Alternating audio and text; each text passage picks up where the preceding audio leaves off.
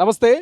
రాష్ట్ర వ్యాప్తంగా 116 మున్సిపాలిటీల ఫలితాలు, 7 కార్పొరేషన్లకు సంబంధించినటువంటి ఫలితాల మీద రాష్ట్ర వ్యాప్తంగా చర్చ జరుగుతున్నది. ఇటు మున్సిపల్ చైర్మన్లు, ఇటు మేయర్ పీఠాల కోసం పార్టీలు పక్కదారి తప్పుతా ఉన్నాయి. గతంలో కొట్లాడినోళ్ళు ఇవాళ కలుస్తూ ఉన్నారు. గతంలో ఒకరి మీద ఒకరు దుమ్మెత్తి పోసుకున్న వాళ్ళు ఇవాళ పొత్తులతోటి మద్దతులతోటి మేయర్ పీఠాలను, మున్సిపల్ చైర్మన్ పీఠాలని కైవసం చేసుకుంటారు. ప్రధానంగా మనం నిజామాబాద్ కావచ్చు, లేకపోతే కరీంనగర్ కావచ్చు, లేకపోతే ఇతరితర కామారెడ్డి లాంటి కొన్ని మున్సిపాలిటీలు, కొన్ని కార్పొరేషన్లు మాత్రం చాలా చర్చనీయాంశంగా మారినాయి. ఒక చోట బీఆర్ఎస్ కాంగ్రెస్ పొత్తుపోతే, ఇంకో చోట బీఆర్ఎస్ అదేవిధంగా బీజేపీ పొత్తుపోతూ ఉన్నాయి. సో మాట్లాడే ప్రయత్నం చేద్దాం. ఈ పొత్తులేంది, ఈ సవాలు ప్రతి సవాల్ తర్వాత ఈ స్నేహితులు, ఈ స్నేహ బంధాలు ఏంది. ప్రస్తుతం మనతో పాటు Congress party media and communication chairman Sama Rammohan Reddy garu, వారితో మాట్లాడే ప్రయత్నం చేద్దాం. ఏంటి ప్రధానంగా నిన్న మొన్న ఎన్నికల ఫలితాల్లో కావచ్చు, ప్రచారంలో కావచ్చు, ఐసీకి తైస్ అన్నారు, కనిపిస్తే కొట్లాడేటట్లు మీడియా, సోషల్ మీడియాలో ఒక యుద్ధ వాతావరణం తలపించారు. బట్ ఇప్పుడు మాత్రము ఇటు కరీంనగర్లో చూస్తే బీఆర్ఎస్ దూరంగా ఉన్నది, బీజేపీకి మద్దతు ఇచ్చినట్టు కనబడుతుంది. కామారెడ్డిలో బీఆర్ఎస్ కాంగ్రెస్ కలిసిపోయినట్టుగా తెలుస్తోంది. ఏం చెప్తారు ఈ ఓవరాల్ మున్సిపల్ సినారీ మీద? ఇప్పుడు ఒకటి, స్థానిక ఎన్నికలు అనేటటువంటి మనం మర్చిపోవద్దు. మొత్తం 116 మున్సిపాలిటీలకు ఎన్నికలు అనేటటువంటి సంగతి మనం మర్చిపోవద్దు. 7 కార్పొరేషన్లకు అయినాయి. కార్పొరేషన్లు సపరేట్గా చూద్దాం, 116 మున్సిపాలిటీలు సపరేట్గా చూస్తాం. ఈ 116 మున్సిపాలిటీలల్లో 93 మున్సిపాలిటీలు కాంగ్రెస్ కైవసం చేసుకుంది. ఇది స్పష్టత ఉంది. ఆల్రెడీ ఒక 13 బీఆర్ఎస్ కైవసం చేసుకుంది, ఒక 2 బీజేపీ కైవసం చేసుకుంది, MIM 1, AFB all India forward bloc 1 చేసుకుంది అనేటట్టు ఫస్ట్ ఒక సమాచారం అందరికి మనం చెప్పాలి. తర్వాత మొత్తం మీద కిరికిరి హంగు వచ్చి కొంచెం ఇప్పుడు హడావిడి జరుగుతున్నటువంటి ఒక 10 మున్సిపాలిటీలలోనే, అంటే ఇప్పటికే మేము ఆల్రెడీ 80% మీద కాంగ్రెస్ పార్టీ స్వచ్ఛందంగా కైవసం చేసుకున్నటువంటిది మనం యాద్ చేసుకోవాల్సినటువంటి అవసరం ఉంది. అంతేకాదు ఉత్తర తెలంగాణలో కంచుకోట లెక్క ఉంటున్నటువంటి బీజేపీ, బీఆర్ఎస్ యొక్క మున్సిపాలిటీలను కూడా ఈరోజు కాంగ్రెస్ పార్టీ జెండా ఎగరేయడము, ఏకాధిపత్యం అంటే ఫుల్ ఫ్లెడ్జ్ మెజారిటీ కాంగ్రెస్కే రావడం, ఎవరితో పొత్తులతో పోవాల్సినటువంటి అవసరం లేకుండానే కార్పొరేషన్స్ని కూడా మేము కైవసం చేసుకున్నాము. అయితే ఈ యొక్క ల్యాండ్ స్లైడింగ్ విక్టరీ ప్రజల యొక్క ఏది నమ్మకం అనేటటువంటిది కాంగ్రెస్ పార్టీ, ప్రజాప్రభుత్వం, మా యొక్క సంక్షేమాలు, అభివృద్ధి, రేవంత్ రెడ్డి గారి నాయకత్వం మీద పెట్టుడు అనేటటువంటి దానికి ఇది నిదర్శనం.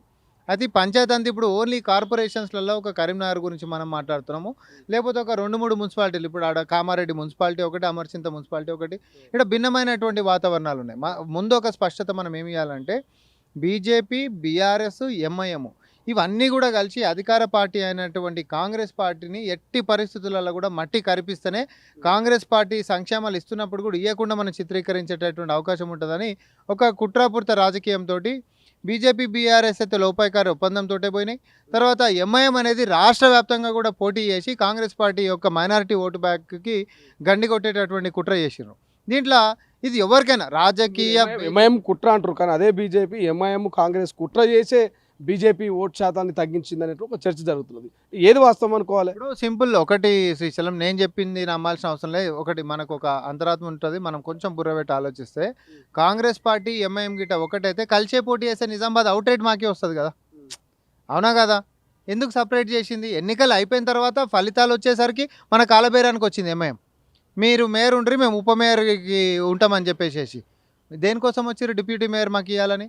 అదే నువ్వు ముందు సంజయ్ గిట్ట కలిసి పోటీ చేసి ఉంటే మైనారిటీ ఓట్లు మొత్తం కూడా కాంగ్రెస్ పార్టీకి రాష్ట్ర వ్యాప్తంగా మనకే ఉండు కదా.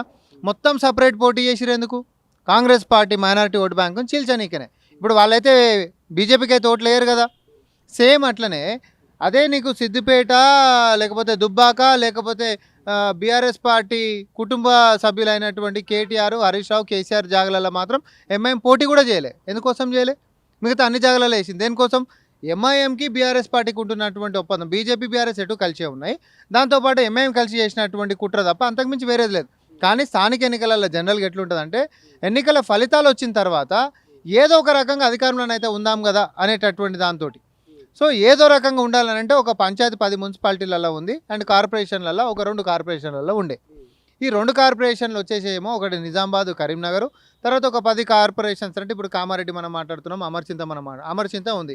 అమర్చింతలో బీజేపీ, బీఆర్ఎస్ ఇద్దరు కలిసి మున్సిపాలిటీ కైవసం చేసుకుంటారు. మరి దీన్ని ఏమని చూస్తావు?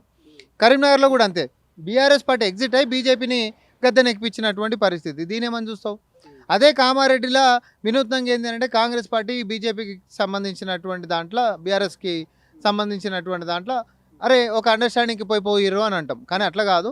ఏ ఏరియాకి ఆ ఏరియా అక్కడ ఉంటున్నటువంటి ఈక్వేషన్స్ నాయకులు ఒక పార్టీకించి పోటీ పడ్డటువంటి వాడు ఆడ బీఫామ్ రాకపోతే ఇంకొక ఆడికించి గిట్ట పోటీ చేస్తే రేపు పొద్దున మళ్ళీ కూడా వాళ్ళకి గిట్ట పదవులు ఇస్తామని అంటే ఆ పదవులకు తగ్గట్టుగా సమీకరణ మారేటటువంటి పరిస్థితి ఉంటుంది. ఇప్పుడు పార్టీలన్నీ బాగానే ఉన్నాయి, ఇక్కడ ప్రధాన నాయకులంతా బాగానే ఉన్నారు, కానీ ఇవాళ ప్రజలే పిచ్చోళ్ళైనట్టు కనబడతా ఉంది. సో మీరు ఈ స్టేట్మెంట్ని ఎట్లా చూసుకుంటారు? లేదు, ప్రజలు కూడా పిచ్చోళ్ళారని ఎట్లా అంటావు?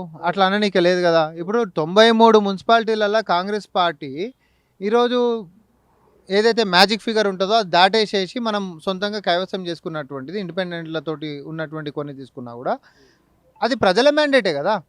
ఇప్పుడు నువ్వు అన్నట్టు ప్రజలు ఒకరికి తీర్పు స్పష్టంగా ఇచ్చేసిన తర్వాత వాళ్ళని అప్రజాస్వామ్యంగా కూలగొట్టి ఇంకోటి కైవసం చేసుకురంటేనేమో ప్రజలను మోసం చేసినట్టు అవుతుంది.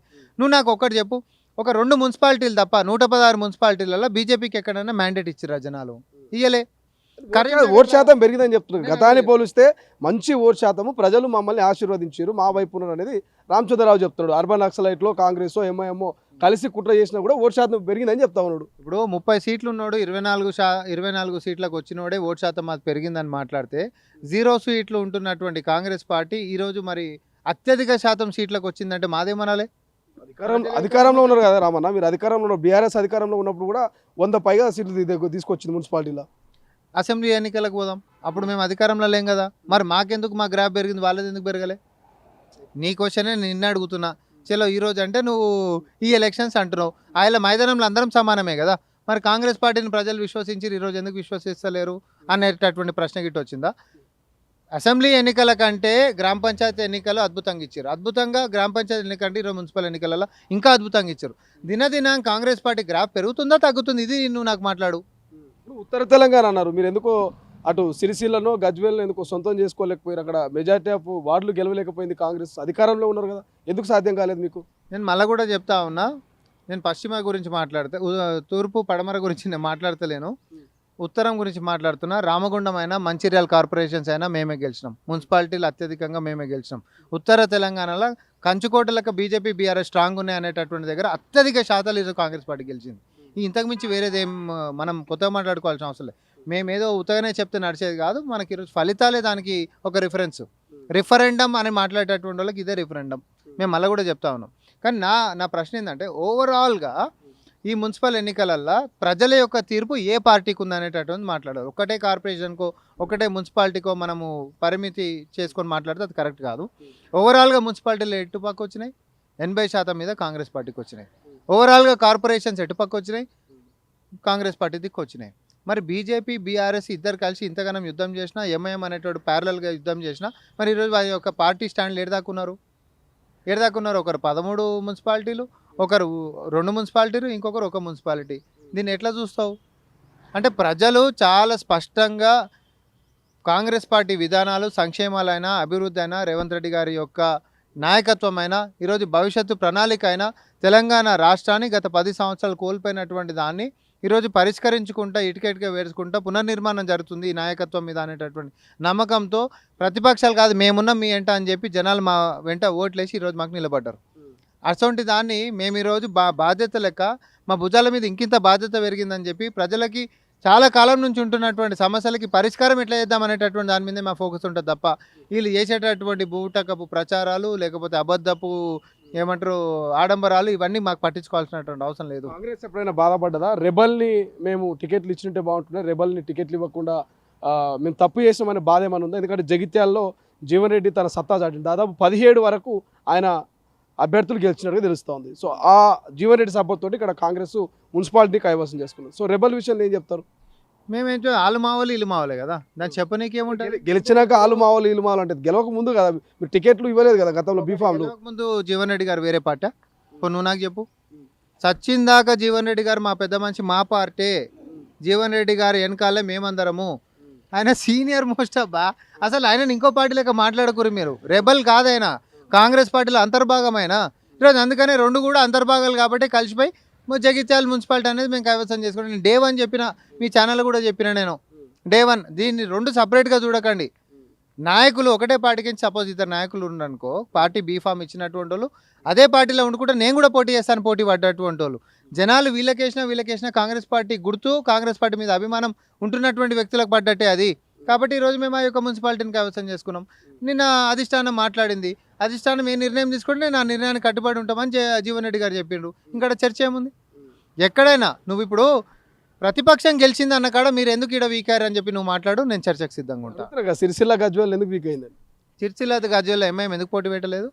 ఒకవేళ నీకు ఇదే అన్ని పార్టీలు బీజేపీ, బీఆర్ఎస్, ఎంఐఎం 3 కలిసి ఆడ కూడా పోటీ చేసినాం.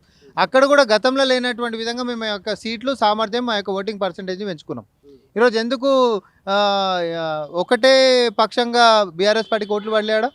కాంగ్రెస్ పార్టీకి ఎందుకు వచ్చినాయి మున్సిపాలిటీలలో? కొంచెం సగానికి అటు ఇటుగా మేము కిందకు ఉన్నామే తప్ప అసలు సీట్లే రాని యొక్క పక్షం కాదు కదా.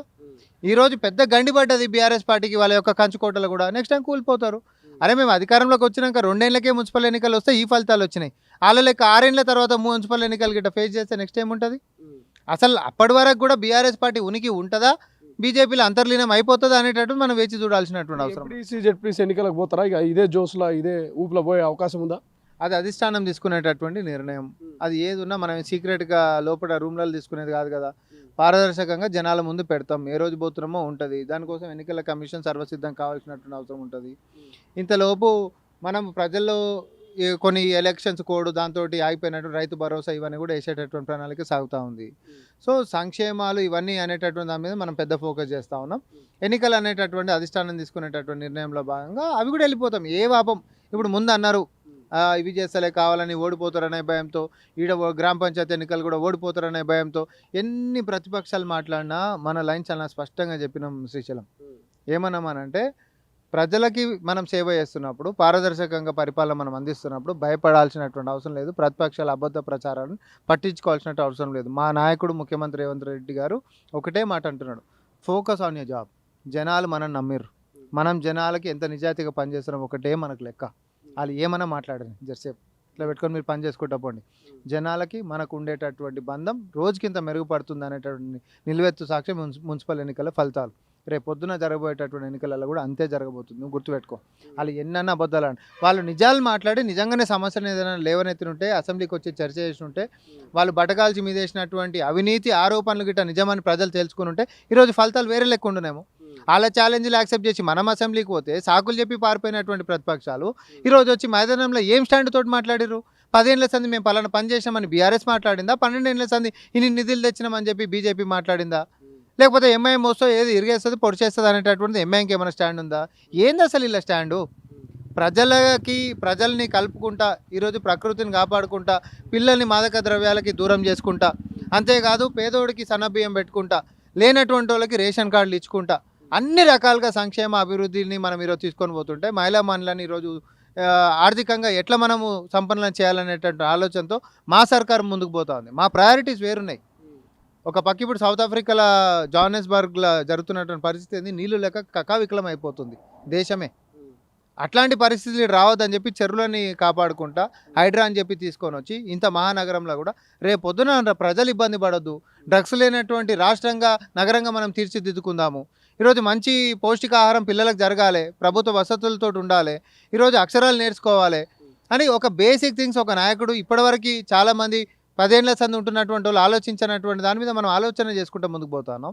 దీన్ని ఎర్రతీవాచి వేసి మరీ ప్రజలు స్వాగతిస్తా ఉన్నారు. ఇక ప్రతిపక్షాల గురించి మనకెందుకు? రైట్. సో ఇది 10% ఓటు శాతం కావచ్చు, 10% మున్సిపాలిటీలు గెలిచినటువంటి మీరే ఇంత ప్రచారం చేసుకుంటే 0 నుంచి 90% మున్సిపాలిటీలు కార్పొరేషన్లు కైవసం చేసుకున్న మేమెంత చెప్పుకోవాలంటూ సామా రామ్మోహన్ రెడ్డి చెప్తున్నారు. బట్ ఏదేమైనా ఫైనల్గా ప్రజలు మమ్మల్ని నమ్మిర్రు, మా మీద నమ్మకాన్ని పెట్టుకున్నారు. సో రానున్న జెడ్పీటీసీ ఎంపీటీసీ ఎన్నికల్లో కూడా ఇదే సీన్ రిపీట్ కాబోతుంది. ఖచ్చితంగా ఇదే మెజారిటీతో ప్రజలు మమ్మల్ని గెలిపించబోతున్నారు. ఆ ప్రక్రియ కూడా త్వరలోనే షురు అవుతుందంటూ సామా రామ్మోహన్ రెడ్డి చెప్తున్నటువంటి పరిస్థితి. చూద్దాం ప్రజల తీర్పు మున్సిపల్ ఎన్నికల్లో ఉన్నట్టుగానే జెడ్పీటీసీ ఎంపీటీసీ ఎన్నికల్లో ఉంటుందా, ప్రజలు ఎవరి వైపు ఉంటారో, ఏం చేయబోతున్నారు భవిష్యత్తులో అనేది. కెమెరా పర్సన్ అజయ్తో శ్రీశైలం, తొలి వెలుగు, హైదరాబాద్. అసలైన తొలి వెలుగు. ఫాలో వాట్సాప్ @తొలి వెలుగు official.